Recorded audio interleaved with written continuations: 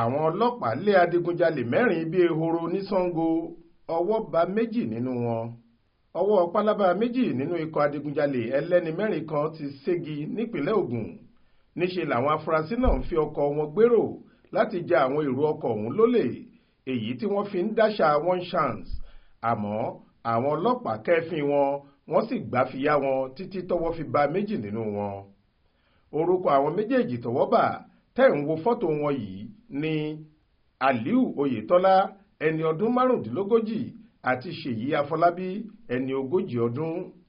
Nínú àtẹ̀jáde kan tí alukoro iléeṣẹ́ ọlọ́pàá ìpínlẹ̀ Ògùn SP Ọmọlọ́lá Odùtọ́lá fi ṣọwọ́ s'Aláròyé lórí ìkànnì WhatsApp rẹ̀, ó ní lọ́jọ́ 23 oṣù kẹta ọdún 2024 yìí ni ẹnìkan tó kó sákólò àwọn oníṣẹ́ ibi ọ̀hún sunkún wá sí tẹ̀sán ọlọ́pàá ẹ̀ka ti Sango Ọ̀tà nípìnlẹ̀ Ògùn.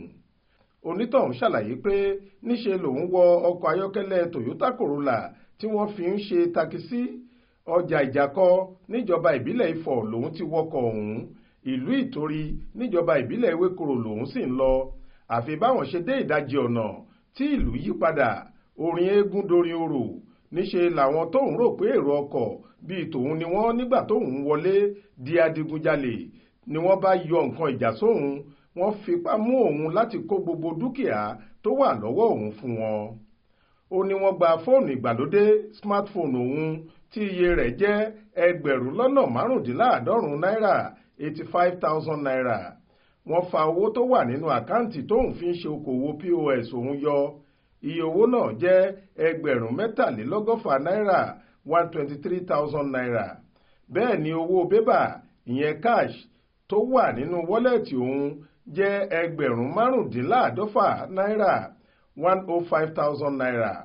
Wọ́n tún gba ìyẹn náà lẹ́yìn tí wọ́n ti já òun sí òkolombo tán ni wọ́n bá ti òun bọ́ sílẹ̀ lórí eré, wọ́n sì tẹná mọ́ ọkọ̀, wọ́n sá lọ ráú. Gbàrà tí DPO ẹ̀ka tẹ̀sán Sango ti gbọ́ síṣẹ̀lẹ̀ yìí ló ti pàṣẹ fáwọn ọmọọṣẹ́ rẹ̀ láti wà lójúfò kí wọ́n bẹ̀rẹ̀ sí í fimú fínlẹ̀ bóyá wọ́n á lè rí àwọn oníṣẹ́ ibi náà mú láìpẹ́.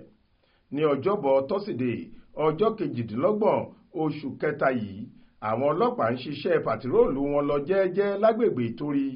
Àmọ́ nítorí wọ́n ti gbọ́ àpèjúwe irú ọkọ̀ ayọ́kẹ́lẹ́ táwọn atiláwí fi ń ṣiṣẹ́ adigunjalè wọ́n bẹ̀rẹ̀ sí í ṣọ́ àwọn ọkọ̀. Lọ́gán táwọn afurasí ọ̀daràn yìí sì ti fura pé àfàìmọ̀ ni kì í ṣe àwọn làwọn ọlọ́pàá tí wọ́n ń wò bákanbákan yìí ń fẹ́ mú.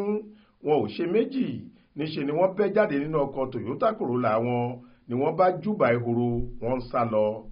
Àwọn ọlọ́pàá náà gbáfiyá wọ́n lé wọn bí ajá tó ń ṣọdẹ ẹran. Ọwọ́ sì bá àwọn méjì yìí, Ṣèyí àti Aliu nígbẹ̀yìn. Nọ́mbà ara ọkọ̀ ayọ́kẹ́lẹ́ tí wọ́n fi ń pa aráàlú lẹ́kùn ọ̀hún ni Lagos GGE 659FR. Àwọ̀ búlù ni wọ́n kùn ún. Ṣá àwọn afurasí méjèèjì yìí ti ń kà bòròbòrò lákàtà àwọn ọlọ́pàá ọ̀tẹlẹ̀múyẹ́ tí wọ́n ń wádìí ẹ̀sùn ìdígunjalè ní olú iléeṣẹ́ ọlọ́pàá ìpínlẹ̀ Ògùn tó wà léléwé ẹran. Wọ́n ní wọ́n ti ran àwọn ọlọ́pàá lọ́wọ́ lójúnà bọ́wọ́ ṣe máa tẹ àwọn ẹmẹ̀wà wọn tí wọ́n sá lọ ọ̀hún. Alukoro Odùtọ́lá ní tíwádìí bá ti parí àti àwọn afurasí yìí àti ọkọ̀ ayọ́kẹ́lẹ́ wọn, gbogbo wọn yóò lọ fimú kàtà òfin níwájú adájọ́ láìpẹ́. Faith Adébọ́lá ló ń jábọ̀ ìròyìn fún iléeṣẹ́ tẹlifíṣàn Aláròyé Online TV.